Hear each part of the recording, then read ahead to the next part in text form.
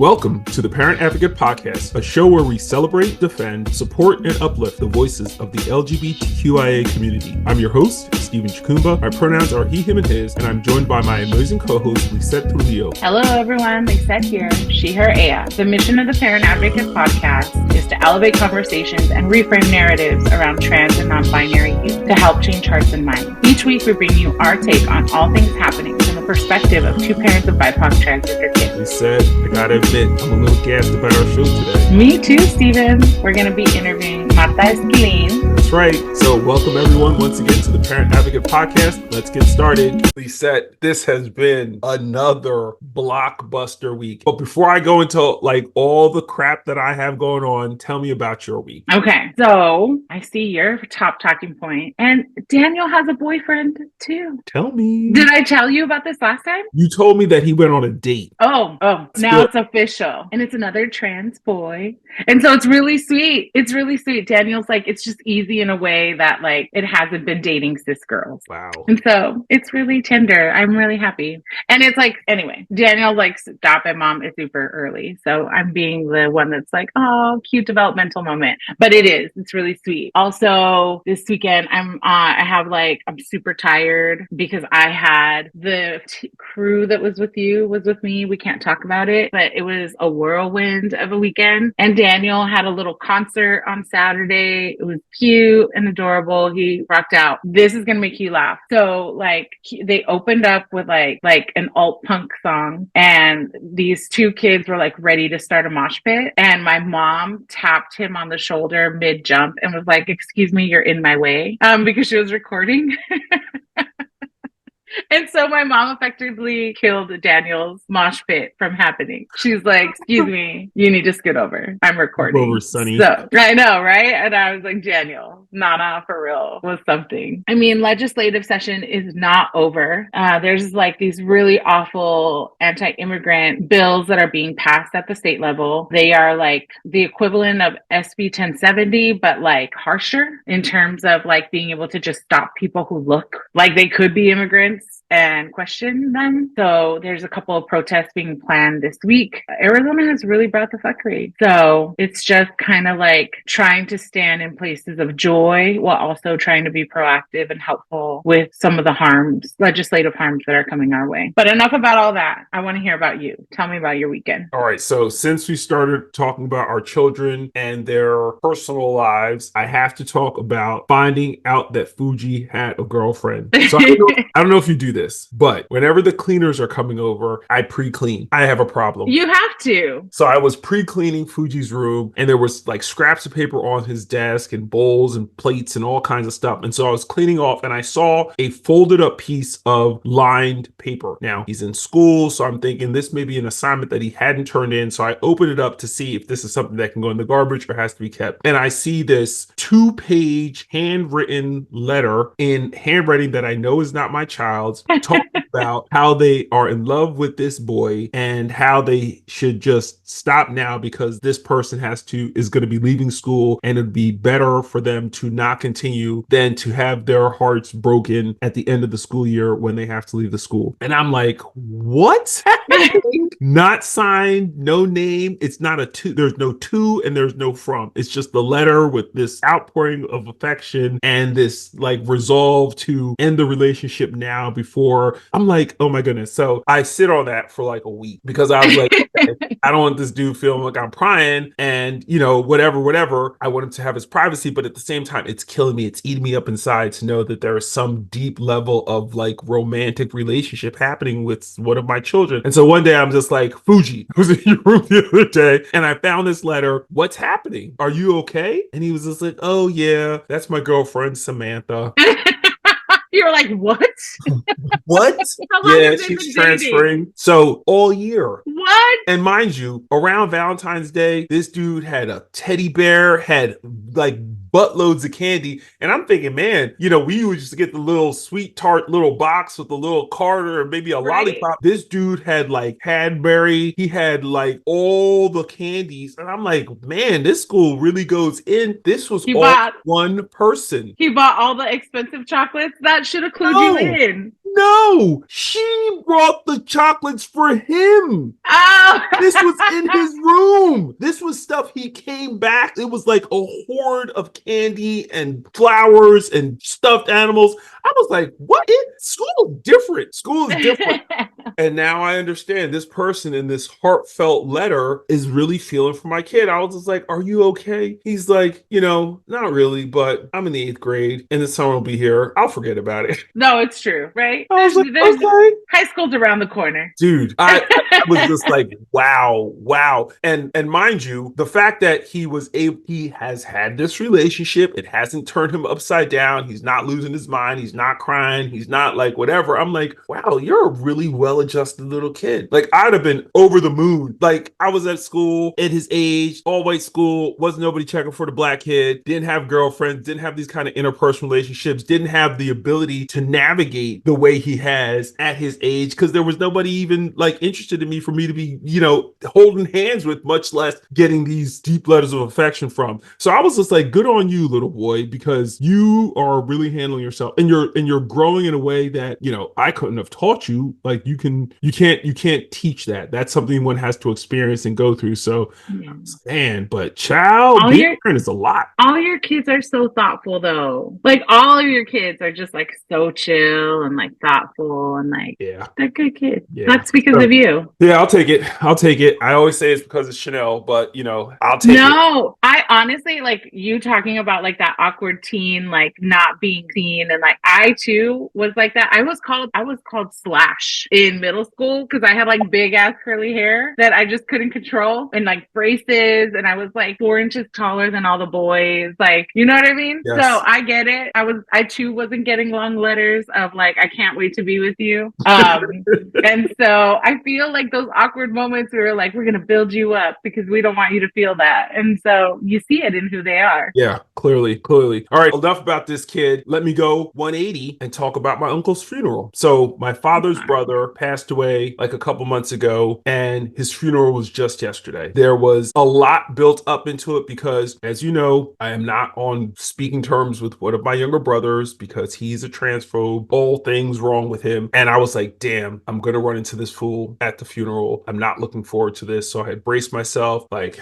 Nicole and I, she like talked me down. She was just like, I'm going a little late. We'll do the reconnaissance. We'll find a place to sit. We won't necessarily sit with the family, blah, blah, blah. He wasn't even there. Wasn't even there. And so we were able to go through the funeral and but participate and pay our respect and not have to deal with any of that discomfort or uncomfortableness. So that was cool. Obviously, a funeral is never cool, but the fact that I was able to go and pay my respects without having to deal with the family drama was a positive out of that. And what a reassurance that like the rest of your family, right, is supportive of Hob and you. And like, it's just your one brother. And like, hopefully in time, he'll see that the whole family's supporting and he needs to get it together. I mean, hopefully, there's always hope. So, that's good energy to put out into the universe. So talking about putting out to the universe, I was just featured in NewJersey.com's Mosaic magazine, which covered the fact that a New Jersey dad, yours truly, was a recipient, not technically though, of the GLAD Award, the GLAD Special Recognition Award for being in the dads. So that's amazing. Congratulations. Like, oh, that's so sweet. Although it incorrectly stated that I was preparing to go because it was written before Lucina couldn't get us tickets. Was that this weekend? That was this weekend. That was the 11th. Are they going to show the video clip of the dads getting that? Perhaps. So I was like waiting on Lucina, like just hit us up with flicks. She sent one picture of she and Peter holding the award in front of a step repeat. And now Peter, of course, because he's the executive chef, so he's in his shelf regalia. I was like, you sucker. Hilton was supposed to get us table, no table. Netflix was supposed to get us tickets, no tickets. They got tickets for Lucina, but not tickets for the kid. So I was feeling some kind of way, especially when I saw the picture with she and Peter holding the award. I was like, suckers.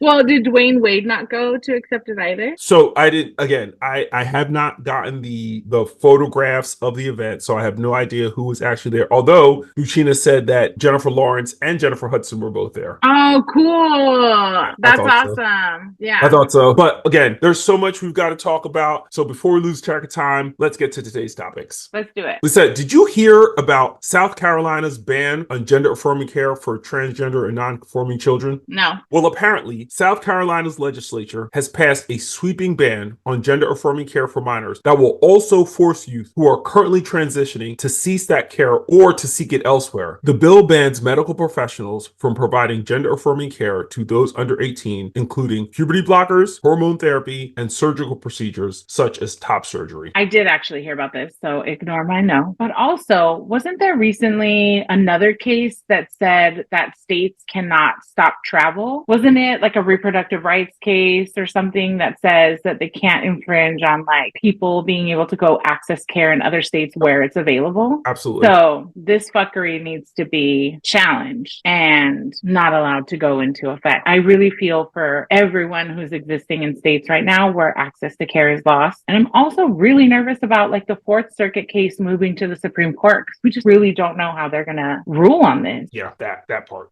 Well, in other news, after a class action lawsuit, Aetna will equally cover fertility treatment for LGBTQIA couples. The health insurance company Aetna will now equally cover artificial insemination and other fertility treatments for all customers nationally as part of a lawsuit settlement that alleged discrimination against LGBTQIA people. The insurer will modify its policies to make fertility treatments, including both artificial insemination and IVF, equally as accessible to LGBTQIA people as it is to heterosexual people. So not only has Aetna agreed to modify its policies, they're also paying like $2 million to the class action plaintiffs, and they're going to reprocess previously submitted insurance claims to reimburse class members for out-of-pocket expenses for artificial insemination. Steven, that's incredible news and well-deserved to the people who sued Aetna. Yeah, that part. So a gay North Carolina teacher who announced his marriage online and was fired from his substitute teaching job as a result just lost his appeal against the Catholic school that terminated him. After Lonnie Billard posted on Facebook about his intention to marry his partner in 2014, he was told that he would not be invited back to teach because of his, and I quote, advocacy in favor of a position that is opposed to what the church teaches about marriage. The Fourth U.S. Circuit Court of Appeals reversed a 2021 ruling in favor of Billard, which found that in firing him, the Catholic high school violated his federal employment protections against sex discrimination under Title VII of the Civil Rights Act, essentially reinstating his termination. Steven, this is what's so frustrating about privately funded institutions like Catholic schools. There's no recourse for people. There's no recourse for people or students. And I just wish that,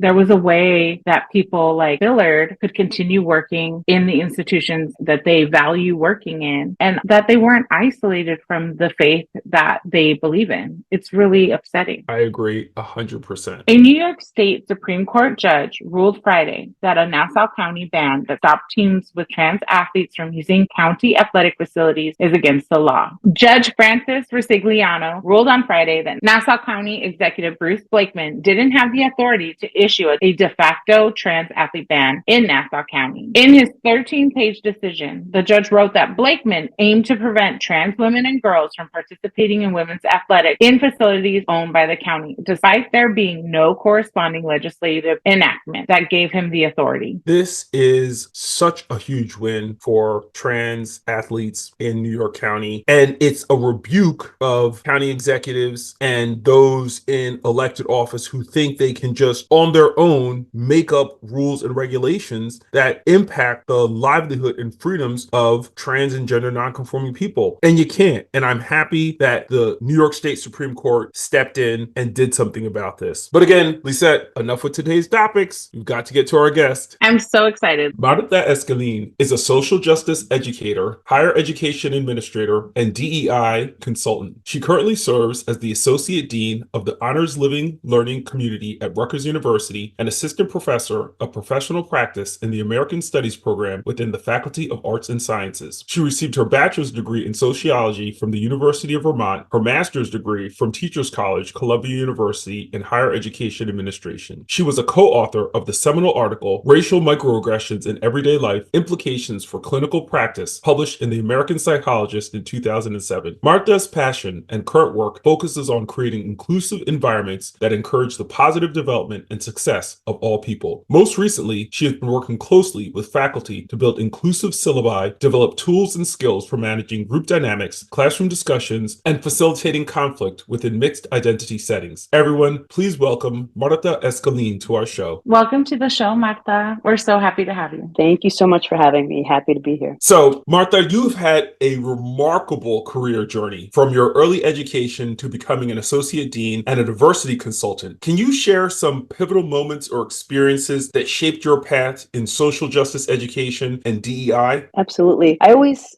talk about, regardless of the particular field that I'm working in, I've worked in nonprofit organizations, I've worked in social service agencies, and I've worked in K through 12, and I've worked in higher ed. In all of those settings, I still have the same goal and focus, which is really, I'm a social justice educator. And where that comes from for me is, growing up, I am multiracial. So I grew up, I'm originally from Brooklyn, New York. I am a twin. My father is Afro-Puerto Rican and my mom is Russian Jewish. So we're mixed race. We moved to New Jersey, when I was young, and where we moved to a town called Montclair, New Jersey. And that's important because it was really well known in the 70s and 80s as being this sort of diverse mecca, right? This place where all of these multicultural families and people kind of exist in this utopia. And so my family, my parents thought, oh, this would be a great place to raise the children, good public schools. And, while it was definitely diverse, I think that my experiences growing up there, particularly in the school systems, really did inform the work that I do. I felt alienated, right, is the nicest way to put it, from school, from my educational experience,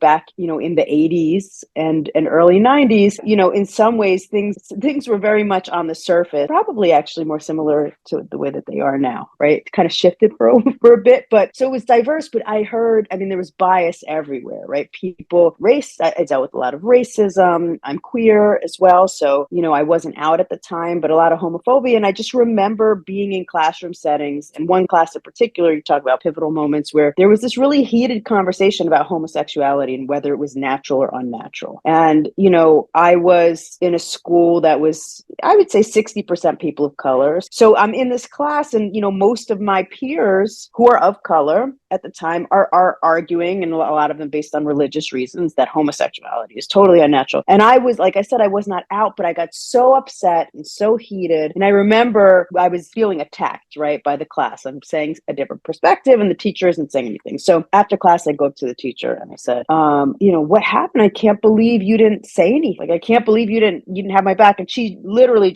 she was a white woman. She stared at me. She just kind of looked at me and didn't say anything. And I think that moment was like, so I learned a lot from that moment. I learned that I was going to be alone in the struggle a lot, and that I didn't necessarily have allies in the people who were who were supposed to be there to protect me and others like me. And so I really made a commitment to two things. One, I wanted to be in an environment, where, I could be free to be who I was in terms of my sexuality, but that two, I wanted to play a role in creating environments that really felt safe for all people, right, to be who they are. And as I say, to reach their fullest potential, because really, especially in educational settings and school settings, but also in workplaces, there are so many barriers, right? And those barriers, whether they're microaggressions, explicit bias, but around race and gender identity and sexual orientation, all of these things really impact whether a person is able to flourish and grow, right? And live out their purpose, or whether they feel so alienated and isolated, right? That their light really dims. So that's a lot of my work. And, I've done a lot of work over the years, but that is what I focus on. I think it's incredible that you were able to, instead of allowing that experience to close you off, that you allowed that to be like a formative kind of moment where you had clarity in who you were going to be in the world. I think it's sometimes when you're young, that's such a hard place to be in. So thank you for sharing that. No I wanted problem. to ask you, as a Latina and educator, what challenges have you faced in navigating higher education landscape, particularly in advocating for inclusivity and equity? Yeah, that's a great question. Thank you. I think that I've worked, I think the two main settings that I've worked in, I worked at Columbia University for about 12 years in New York City, and I'm now at Rutgers University, Newark. Two very different environments. Columbia is a UWI, predominantly white, although it's the most diverse Ivy, as they always say, it's still, predominantly upper class and white. So within that environment, I think one of I learned early that I needed to make a distinction between myself as an activist, right? And who I was going to be as a higher ed administrator, because I was creating spaces at Columbia. I did the same thing. I ran a social justice house. I had my queer students of color, activists, right? And those students were constantly, I think, advocating on campus. And I had to really walk a tightrope or a fine line, right, between how much I was going to push the boundaries and the status quo and how much I was going to stay silent so that I could keep my job, right, and stay in my role. And so I would have really honest conversations with my students about what I needed them to do and what I could do, right? So what I would do is, where it was important, is to advocate and say, this is what my students are experiencing, right? As opposed to, this is what I'm experiencing. I found that I had to kind of disconnect, at Columbia at least, disconnect my identity from who I was, because, we're not neutral beings. So, I mean, I would walk into spaces, just who I was. I already felt like people were just waiting for me to get too emotional, to slip up, right? To do anything. And so I learned that I had to be excellent in my work, excellent in my job, very thorough, right? Which we oftentimes, in people of color, we understand that, right? We have to be excellent. And that, if I was going to be terminated or fired because of my work, it would be because of my politics, right? Or clearly not because of some other reason that was used to sort of diminish who I was. But my students, I really I felt good about creating safe spaces for my students to organize, to find themselves, to be affirmed. I have a counseling background, so that's a lot of the work that I do, especially in a hostile environment. It's a little different at Rutgers Newark because it's predominantly first gen students of color. It's a wonderful environment. And so there, I think it's actually really great. And I'm just going to say this before we move on. I had only been, I think, in predominantly white spaces doing equity work. To be in a predominantly people of color space, and that's every single kind of group you could think about, right? The work looks different. The kind of dialogue work that I'm doing is so, it's like without sort of being stunted by kind of white supremacy, which is always operating, I think, in everybody's interactions. But, we're having deeper conversations about religion and culture and what does it mean for me to be queer, right? In a family that is very religious, or my immigrant family where I'm the first one and there's all these expectations, right? So, relationships within the Black diaspora between, people who are from Africa, African Americans, West Indians, Afro-Latinos. I mean, within the Latino diaspora, right? Or Latinx, Central American, Caribbean. I mean, it's so amazing. So I think for me, I love the space that I'm creating and the opportunities for students to talk about things that they usually can't in other places. But here at Rutgers Newark, I have a lot of room under our chancellor, who's actually leaving now, unfortunately, but to be able to do that amazing, I think, large scale social justice work for the institution. If I can ask, because you led us down this little, what do you find are the most meaningful connections that are able to be made in the classroom when you're talking about being able to dig a little deeper at those intersections that people are experiencing? I think what I love is that I have students over the course, sometimes of 4 years, over a semester, over a full year. And what that does is that it really honors the developmental process. I don't think it's one of the reasons why I'm not a fan of like one-day diversity trainings, for lots of reasons. But as an educator, and I'm very much into pedagogy, we understand that like where someone enters is not where they leave, and that you need time to digest information that pushes you to your edge, right? Or that produces cognitive dissonance. So students are coming in, right, with certain ideas and beliefs and worldviews that they've been socialized that way from their families and their backgrounds, including their biases. Some of them, especially our queer students, a lot of them didn't feel like they could come out necessarily at home. So what happens is I meet them in one place and then introduce information every week, right, that challenges challenges them and I do journaling with them. And so I'm able to read their journals and, write responses. They're able to hear from their peers who are totally different. They go back and then they talk about it outside of class and then they come back. And I just met a parent actually who said to me, "Oh my goodness, what have you done to my son? It's so amazing." He would call me after every class and say, "What do you think about this? What do you think about that?" Right? So, and the students talk about that. So like thinking about an educational process where it's safe, right? There are boundaries. It's a brave space where we're creating kind of guidelines, but they are pushing. They're pushing each other. They're pushing themselves. There are moments that are completely uncomfortable. They get to write about it. And so what I see is that, at the end of a year, even at the end of a semester, there is really clear change and transformation that's happened because they've had the space and the safety to do it, right? And after 4 years, it's tremendous. Thank you for sharing that. So you took us into a lot of areas that it triggered a lot of stuff for me, specifically around your work in the area of racial microaggressions and their impact on marginalized communities. How do you see these types of microaggressions manifesting in today's really increasingly hostile climate, especially LGBT communities of color? Yeah, I mean, it's interesting because I love thinking about the way that this field has developed and continues to develop and is impacted by the socio-political climate. But,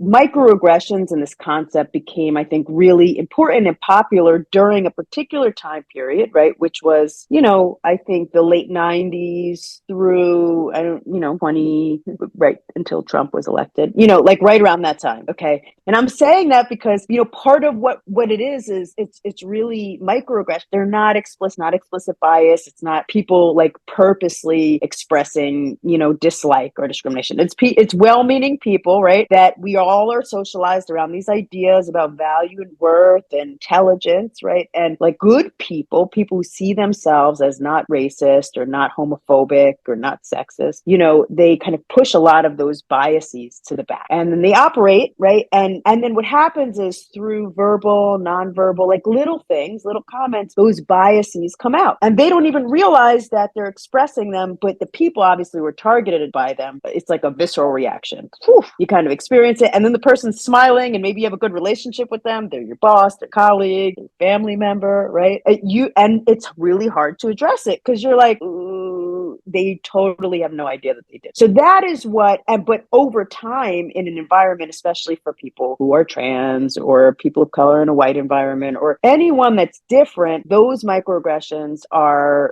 happen regularly, right? And can really build up to create a very hostile environment. And then the person who's experiencing them often is told or made to feel like they're crazy. What are you talking about, right? Like, and they can't even identify what about the environment feels hostile. It just feels bad, right? That's because we can't point to, oh, they made that specific explicit comment. Someone's always going to say, well, they didn't really mean it that way. And so that is why this concept became so important because it gave people language and a framework to talk about. And we did a lot of research and there's patterns and things. Now, right, and post, I think that election, it really emboldened people who really have a lot of biases to express them freely. And so I actually think we're in a different time and moment, particularly for trans people and people of color, immigrants, right? Like, so I don't actually know. I mean, microaggressions still exist in liberal space, but we're dealing with bigger issues, I think more explicit issues. And so when I think about like my child who is both of color and trans non-binary, right? But trans masculine, born assigned female at birth, everybody assumes is a boy, right? And even what they experience in a liberal environment, right, where we live is tremendous. And I'll just say to you that the power of this, did you see the aggressives 25 years later? And so this moment is really important. And I don't know if I told you this, Stephen, I think maybe I did, but I took my kids to see this film. We saw Aggressives, the original, right? Which was how people were talking about these issues. Trans wasn't as much of a thing, right? And when it was made, and that's when I was kind of coming of age as well. But now 25 years later, a lot of those individuals who were aggressive or butch are now identifying as trans. So I brought my child to see it because I wanted to see them themselves reflect, because they really don't have anybody else who they know who's like them. And when I tell you that after the second film, Kai was bawling. I mean, it was a full group crying, like couldn't catch their breath. And it was so powerful because Kai doesn't cry a lot. And they couldn't really talk about it, and they love this one particular character. I mean, like person, she goes by she, her. And they just, hugged her, and what it felt like, and the embodied experience of seeing yourself represented, because it's not just about being trans, it's of color, that intersection we're talking about, and the unique experiences that they go through, right? And Kai always says, nobody understands what it's like to be me, what I've been going through, what I've been through my whole life. They just have such a embody, and so to be able to see themselves, to let go of all of that, it was just so powerful, right? And that reaction for me just tells me, right, about the lack of representation, the lack of visibility, and what it's like to live that experience. So I don't know if I answered your question, but I would just say, I think from bathrooms, I mean, there are major fears, right? Or things that come up and stressors on an everyday basis. They can't use the women's bathroom because they look like a boy, right? And so they go to the boys' bathroom, but they have to go in the stall, and it's dangerous. And you don't know what men are in there, and I can't go in there. I'm a single parent. I'm kind of like, crossing my fingers every time we're in a public setting, right? Or they have to hold their bladder, trying to even date or talk to people, or people finding out. And there's just so much that's wrapped up in it. And then all the attacks that are happening now, just like on the federal level, and, violence. I think it's just so hard and scary in so many ways. Not to be a downer, but. Oh no, I'm like thinking about all these things as you're talking. It's obviously we can all relate, right? To what you're sharing. You've been actively involved in creating inclusive environments within educational settings. What strategies have you found most effective in fostering understanding and support for diverse identities among students, faculty, and staff? Yeah, I mean, that's a great question. And I really like it, because I always say that inclusive communities require deliberate action. They don't just happen. And there's a lot of deliberate action that goes into that, from starting. I mean, a big piece for me, I talk about creating the container, or like once people enter a community or a space or a classroom, there's a lot of work through activities and workshops, talking around creating community guidelines, talking about what people need in order to show up fully and feel safe. I do a lot of activities where people are celebrating kind of who's in the room and what that looks like. I do a lot of, I think, level setting, kind of articulating what the values of this space are and what the behaviors associated with those values are. And I think that that's really important. And I still allow people to have different perspectives, right? So my thing is not that everybody has to, we're all raised in different ways. If I have strong beliefs or strong perspectives, I'm allowed to have them, but I also have to recognize how those perspectives may impact other people, right? We have to understand how power dynamics work, right? Like if I have a perspective that supports a dominant identity or idea, and that idea has been used to support violence against communities, we need to talk about that, right? So it's not everybody has an equal opinion. It doesn't matter, right? These are the values of the space. This is what it looks like. These are our guidelines. People agree to them. They create them, right? So I'm just kind of giving you an example about, I think that first part is really important, whether it's a classroom, a workshop, a work environment, but clear container. And then a lot of new information. Storytelling for me is huge. I think it's one thing to read a lot, and we do a lot of reading, obviously, and to be in a more traditional environment where you're reading and you're writing. But for me, it's also about like narratives and sharing stories. So even if I'm not in a classroom, I think that people are much more willing and open to other people's differences and experiences if they know their story. Because and I've seen that happen so many times. I never thought that I would relate with you on this one particular thing, or hearing your story now, I'm less likely to dismiss you later on, right? So that for me is crucial. Storytelling, narrative sharing, all of that, which is why I love film. I love the art for that reason, and bringing that into the classroom or into spaces. So it's not just like I'm reading a theory, but I'm hearing from someone else about who they are, what their experiences are. Now let's talk about it. How do you relate to it or not relate to it? So I think it's intentional work like that. All right. So I have to go back to your answer about your son Kai, because when we met, and we shared this backstory when Lisette first joined, but when we met at the Newark LGBTQ Film Festival, we sat on a panel together after after the screening of Mm-hmm. Peacemaker and Our Son, and we just had a really Yeah. good conversation. And afterwards, I was just like, all right, I have to meet this person in person. I have to Mm-hmm. give them my card. I have to get their information. But we talked about being the parents of trans masculine children. Like that's Mm-hmm. what we'll all share on this particular panel today on our show, Yes. is that we are all the parents of trans masculine children. And I'm curious to know what your journey has been like, because not only are you a single parent like myself, you're Mm-hmm. also a single parent of twins, one of whom is identifies as trans and the other of whom Mm-hmm. is not, which I think is also something that is very unique in this Mm-hmm. space. How have you found, or have you found that your work in this space has prepared you for parenting a trans child? You know, it's such a great question because I'll be honest with you. I mean, I'm queer myself, okay? And I think that generations and the factors, you know, kind of the culture and the values and what's happening in the world, like that shape the way that you think in a generation. I find that intriguing. So even with, as we think about gender identity, during my time, I mean, the aggressives actually, they're a little bit younger than me. So we had, and I'm part of the queer community, so we had butches, we had femmes, we had in between, but there was a sort of this idea that we were going to challenge the definition of what womanhood meant by still claiming being a woman, right? Like, I'm going to be as butch as I want, I'm going to dress, you know, but we are women. And I very much identified with that. You know, as a feminist, I was like, yeah, we don't want to get rid of womanhood. What is that about? Like reinforcing the binary. So I'd been doing all of this work, but it wasn't until I started to work with, in my work, young people more and more, because I did some work with Hedrick Martin for a while in New York with high school students. I've just worked with a lot of trans students before I had my kids. And so I started to realize, okay, so those are my ideas, but now I'm talking to young people who are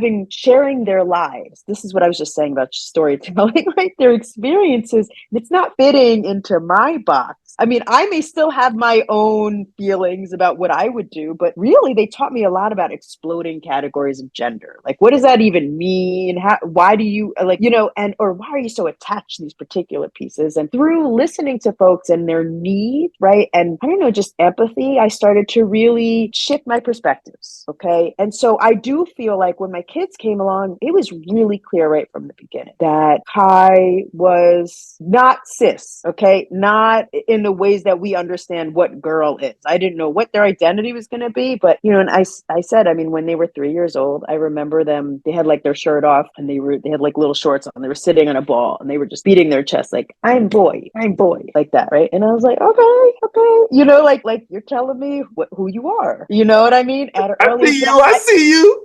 right. I wasn't, but I still was like things, you know, I still think, right. And Kai even tells me like, I don't actually like, I'm trans masculine, but I don't like what boyness is. Like, Kai does not like toxic masculinity. They don't necessarily identify as a boy. They're definitely non-binary. They're definitely they're not a girl. It's a hard space to be, right? When you're kind of sort of conscious of what this is, but they were telling me who they were. And then they've just always been that, you know, from growing up. And so I started to see, I think, oh, there's nothing like, I always just say, whatever biases you might have, if you love your children, right, they challenge you on every single point. So whatever I had left in there, any kind of bias I had left was really like just broken open by having this child who I loved and seeing them. They're not the one that's out there with the rainbow flags and the trans flags. They really are just trying to live their life as a normal kid, right? The stuff that they have dealt with explicitly, implicitly in school from other kids, always feeling like an outsider, never feeling accepted, sort of always having to defend themselves. They had a number of boys that have kind of physically challenged them when they were younger, especially in different ways, and what they had to, how they navigated that, being a sweet little kid, but also being perceived as, oh, you're tough. Let's see what you got. You know, I think knowing that they just need a safe space to be and grow. And I've just tried not to put any boundaries on them. I just say, what do you need? What do you want? You know, how do you identify? Just know that if it changes, I'm fine with that. Whoever you are and whatever you need, you can let me know. We've talked about hormones and whether or not they want that or don't want that. So yes, I think my work has prepared me to be really open-minded. And the last thing that I'll say is that, you know, Sweet Honey in the Rock has a song and it basically talks about that your children actually don't belong to you. They're not your property, right? So I do think in society we have this notion that like somehow, you know, that they're yours and they're not mine. They came through me and actually they're not even biologically. It's kind of interesting because they were my partner at the time's egg and a donor sperm, even though I'm sole custody. That's a whole other story, which I think you heard about, right? But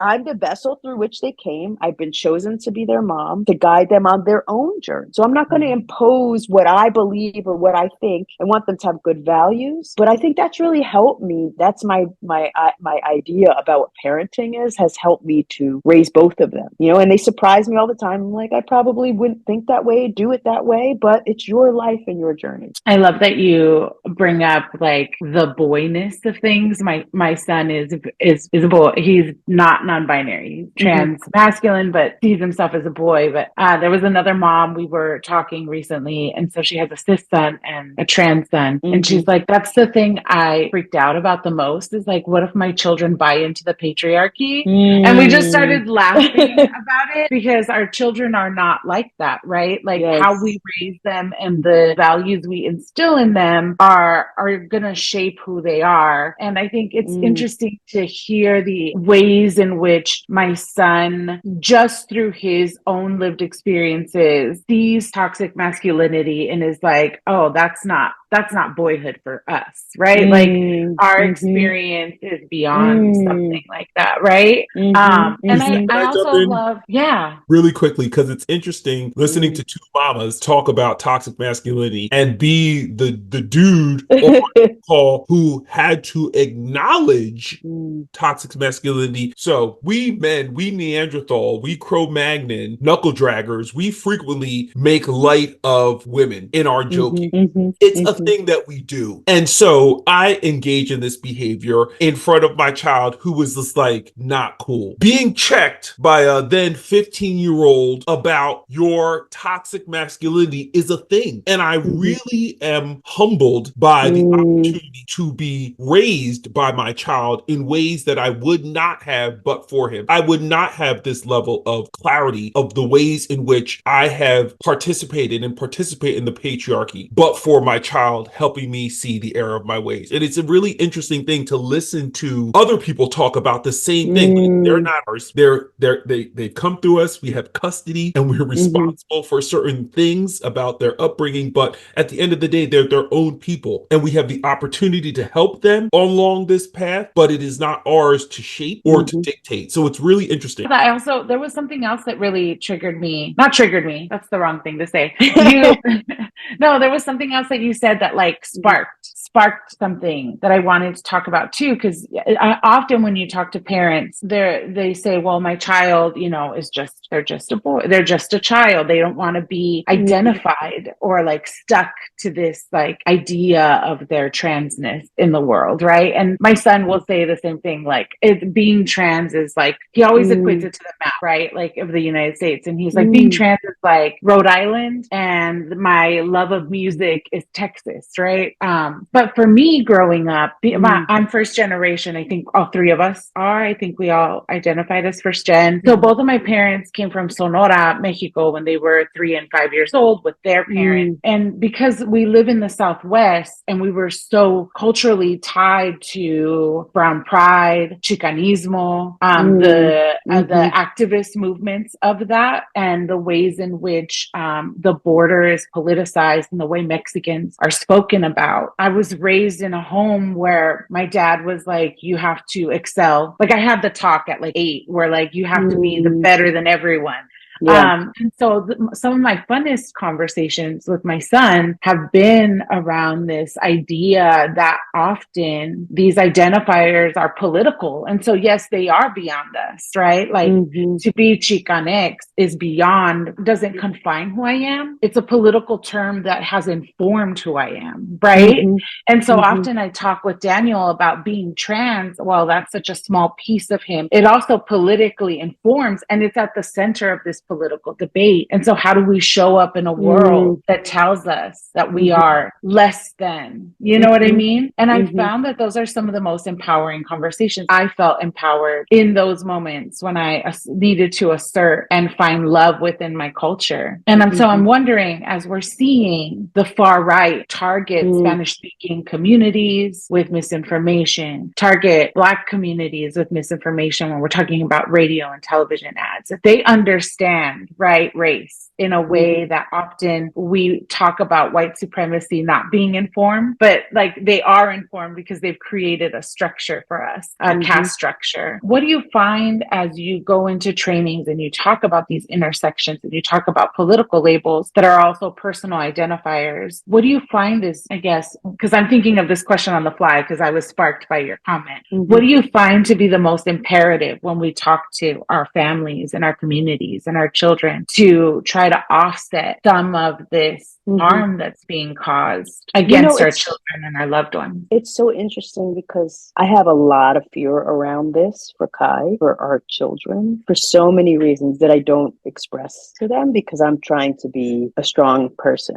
They know that I'm an activist. They know how I feel. And both of my children, and actually the other one is super vocal. And I think part of that is she's also the lightest skinned in the family. There's just like a lot of things that she's an amazing ally. But I think about this all the time because, yeah, Kai is clearly darker, Filipino, Hawaiian, Puerto Rican, okay, trans, right, masculine experience, but super sensitive, super big heart, sensitive, just wants to have good relationships with everybody, does not like conflict, would rather be just doing art, right? So, and just wants to be a kid, but has to, because of their body's politicized, their identities are politicized, has to contend with these issues in even a much more, I think, like I was saying, acute and targeted way than in the previous years because of how politicized these issues are. And so they're going to have to be upfront. I mean, I've had a conversation with them. I don't know what the next couple of years are. And you're going to have to make choices, right? About how you identify, how you want to identify, what role you're going to play. They're only 13, right? So think about that, such a vulnerable age, so insecure about everything. I don't know kind of where they're going to step in. They don't have a choice, right? Some people, I mean, I think that's the thing, but they will have a choice about whether they become an activist around it or whether they try to hide and I don't even know what that looks like. You know, it's so interesting who has to fight, whether they like it or not, right? Like those of us who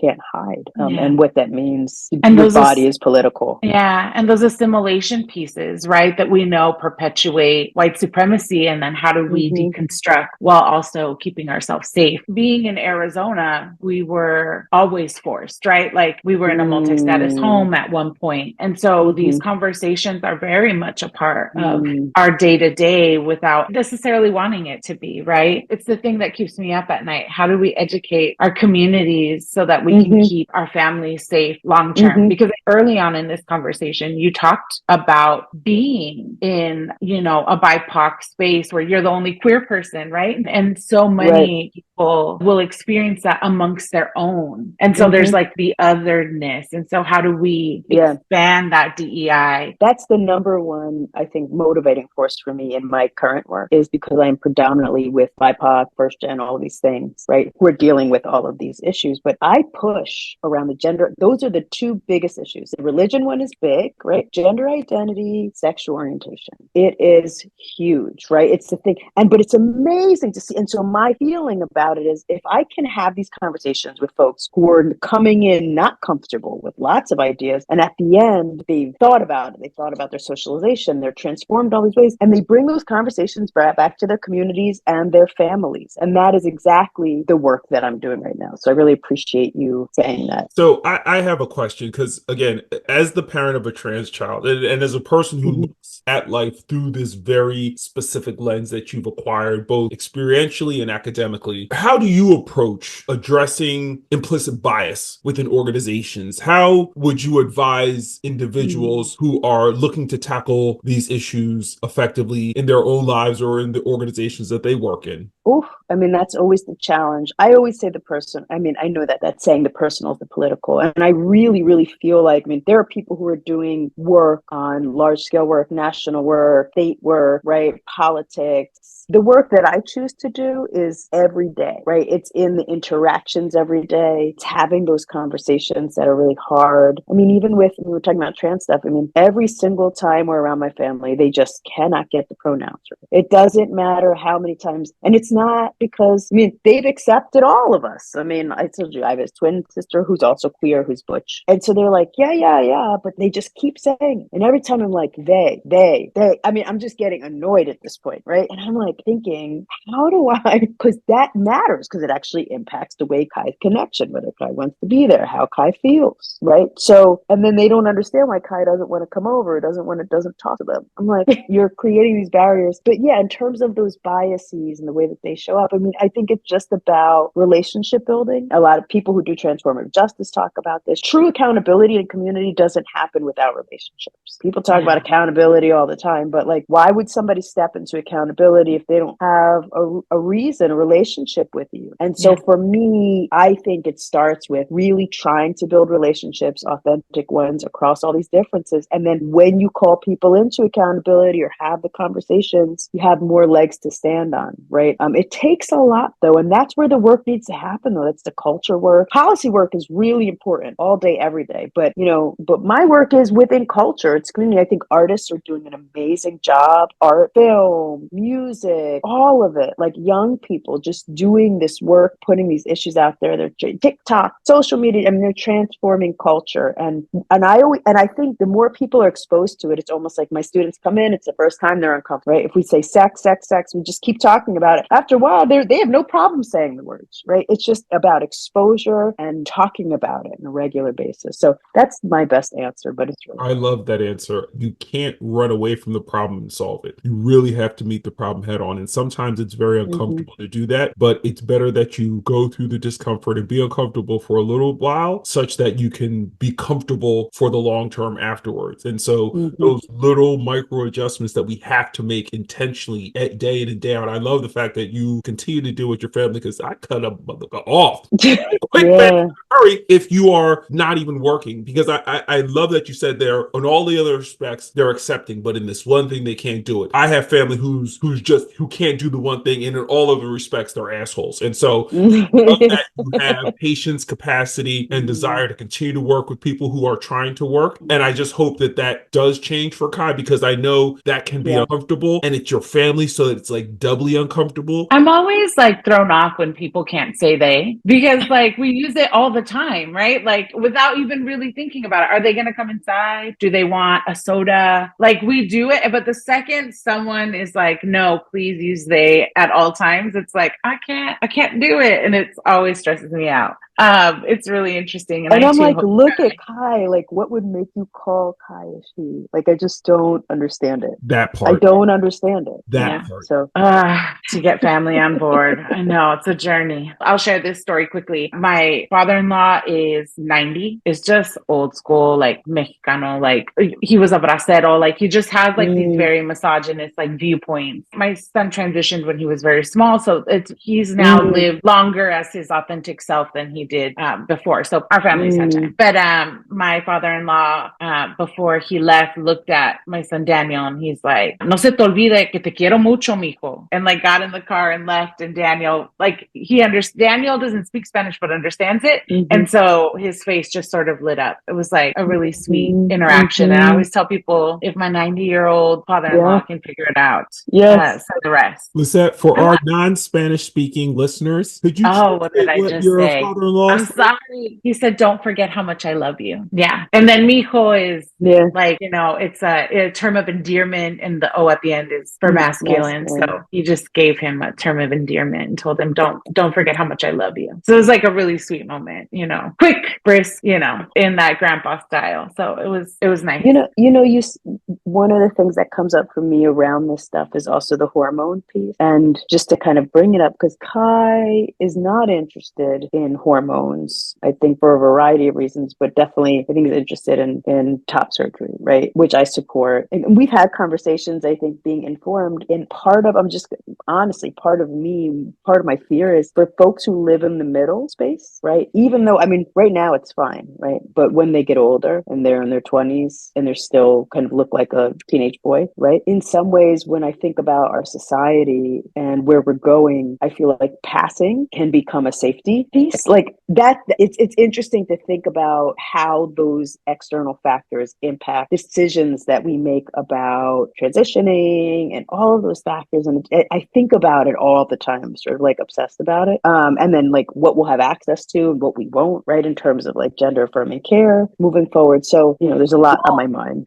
Well, and I think that this is where we have those conversations around personal safety and movement work, right? Because at the end of the day, and just to give you background, I'm in Arizona, but I'm in the city that had the very first non-discrim laws. So this became a safe haven. So my life is very different from the experience of you and Stephen, in that I'm around community all the time. Like there isn't a day that goes by where Daniel's the only trans or non-binary person, right? Like even what you're bringing up makes me think a lot about my assistant, Marcel, who has allowed me to share their experience on the podcast, but they are Afro-Mexicano and transmasculine non-binary, but they love to wear makeup, right? And they have longer hair. So they have facial hair and longer hair and are wearing makeup, and medical transition has been different for them. And I think that this is where access and equitability and movement work becomes so important, because as communities of color, we understand assimilation and passability and the safety that our communities have had to always think about. And so, I shared this on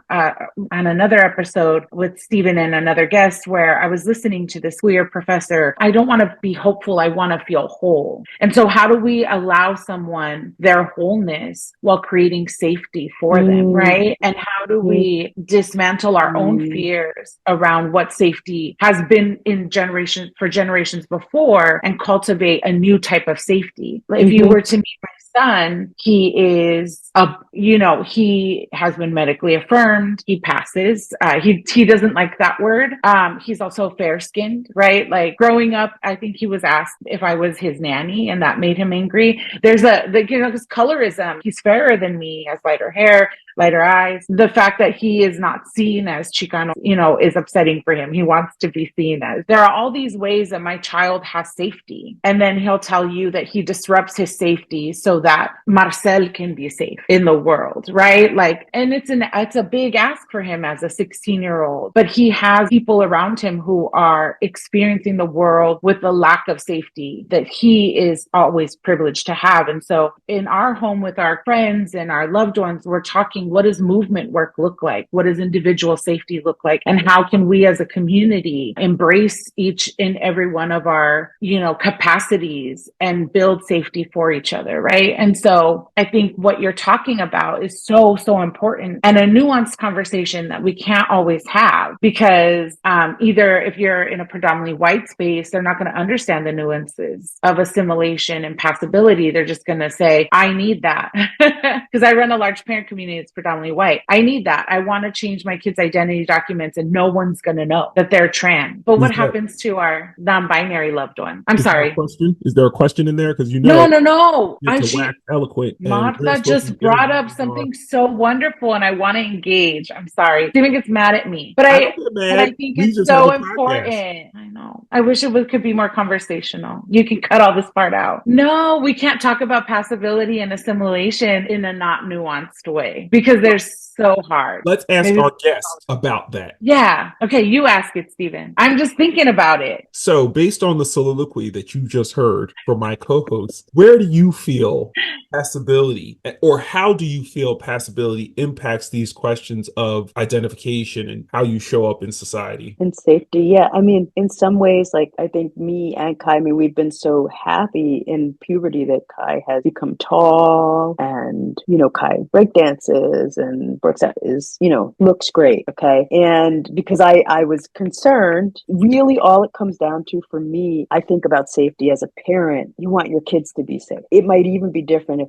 Kai was a kid who was a fighter, was like and that's not Kai. I mean, the smallest thing happens, and when Kai was young, and they would cry, right? Not anymore. But so I think for me, passability is about safety. However, it's not what you talked about being whole before. It's not a reflection of who they feel they fully are. In some ways, they have to be more masculine in a bunch of different ways to be received, right, in society in the way that they want to be seen, but also to be safe. And so I wish that there was a space, right, where there were more folks who were non-binary and lots of different expansive ways of being around them so that they could fully emerge and however they're going to be. And that may not involve hormones. I don't think right now there's a desire to do that, but I think there's this question about whether it may be necessary in order to be able to live in a way that affirms who they are in the world. They're living in that middle space, and it's very brave. It's very brave, and I think that's my work too, is like the more work that we're doing to like really expand it. I love the examples you brought up. I love seeing people who I'm watching the show on HBO Max. I think it's about it's from Australia. It's a South Asian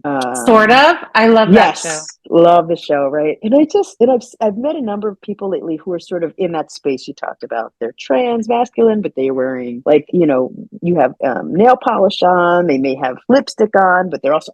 I love that. I think the more that everybody does that kind of thing, it creates a safer space for our kids, right? To be. So yeah, it's really interesting. I also think it's generational. Like we knew and grew up with people who gave us a roadmap for what would keep us safe and help us excel in the world. And if you look at youth protests right now on campuses, if you look at what's going on TikTok, there's a desire to eliminate incremental safety and change and to push for liberation in a forceful way that we haven't seen it for a while, right? And so I think they'll be fine. All right, so we are well past our hour, but I want to give you one last question. Sure. On our show, we center the experiences of trans people, LGBTQ plus people, and their families, always seeking to instill hope. So what are 3 tips that you have for parents of trans children to instill hope in their children and families? Yeah, I mean, I think the first one is, I think it's important to create the space for children to be who they are. Our identities are fluid and they're always changing in lots of ways, right? So continually asking, I just want to check in about your pronouns. Where are you at?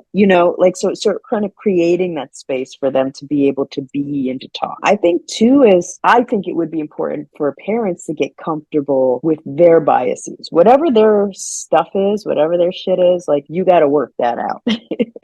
Because I think so many times, whatever it is, they're putting it on the kids.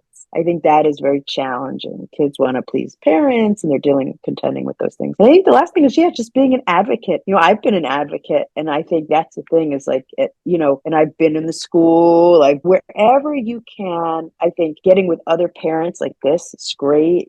Finding spaces. We have lots of spaces. I know everybody can't do it depending on where they live, right? But for me, it was really important to be in a community where I knew that there would be supports, counseling, all of that kind of stuff. So I think, and wherever I can, I've sent Kai to camps, right? There's so many different spaces that you can send kids where there is affirmation. I think, and that's the number one thing for me is that kids need to feel affirmed and confident in who they are so that they can continue to grow. And so whatever I can do to create that kind of environment, that's what I do. And I've seen it. It's really had a wonderful impact. Oh my goodness. Thank you so much for joining us on our show today. This has been an amazing conversation. Thank you so much for having me. Now it's time for our recurring segment, Allies and Assholes, where we highlight individuals or groups that are supporting the LGBTQIA community on the one hand and call out straight up assholes who are trying to move us all backwards on the other. Lisette, who are we talking about today? Our ally of the week is Molly Cook. Texas voters elected nurse and community organizer Molly Cook to the state Senate in a special election this weekend, marking the first time an openly LGBTQ plus Texan has held the seat in upper chamber. Cook, who is bisexual, faced off against State Representative Jarvis Johnson in a special election held to fill the vacant seat from former Senator John Whitmire, who was elected mayor of Houston in November. Cook has expressed strong support for LGBTQ plus rights and freedoms generally, noting that trans Texans are in the crosshairs of hateful policymaking and at the heightened risk for violence. So Cook has previously opposed Governor Abbott's policies against gender-affirming care there and testified against a bill last year that would have banned research into juvenile sexual behavior. So this election and her winning that special election, I think is really important. It's such a shift. And this is why Molly Cook is our ally of the week. Congratulations to Molly. Now on to our asshole of the week. Our asshole of the week is conservative Virginia school board member Timothy Simmons. Timothy Simmons singled out a queer student over the weekend by calling an emergency meeting to determine whether or not their piece of artwork should be allowed in the school's spring show. Abby Driscoll created artwork for the Fort Defiance High School spring show, whose theme was trauma. The piece depicted praying hands gripping a rosary surrounded by rainbow pages of the Bible alongside the powerful statement, "God loves you, but not enough to save you." Augusta County School Board member Tim Simmons took to Facebook to say that the student's piece was, quote, "seen as offensive to some, including myself," unquote, and that the board would discuss it at a special closed session. Needless to say, his effort to ban the student's piece failed spectacularly. I'm so grateful that Simmons failed and that this art piece gets to do what it's supposed to do, which is open dialogue around religion and bigotry against LGBTQIA people. And that's why Timothy Simmons is our asshole of the week. Well, that's our show for today, folks. I want to thank today's guest, Marta Esquilin, for joining us today. And of course, I gotta thank my co-host, Lisette, for being the amazing rock with me person that she is. And Stephen, I have to thank you for always wanting to engage in thoughtful and helpful conversations so that we can bring parent listeners along this journey in a way that's like